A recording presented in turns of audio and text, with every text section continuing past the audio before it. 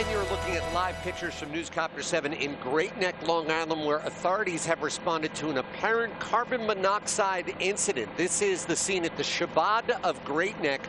We're on East Shore Road, as we said, in Great Neck, Long Island. Authorities were called here within the last hour after numerous people inside the building began complaining and feeling nauseous and dizzy. Now, we want to kind of guide you through this at home because there are adolescents involved here. It does not appear that there are serious injuries, but you can see out in the parking lot where some of these kids are receiving some medical attention. Nobody's left via stretcher. They all seem to be speaking with the authorities here. Again, no serious injuries. Unclear right now exactly how many people were affected, but many of these folks, again, complained of feeling nauseous, feeling dizzy. Right now, you can see police and medical authorities have responded to the scene. Right now, they're suspecting a problem with the heating system in the building. That could be the cause of the issue. We're live over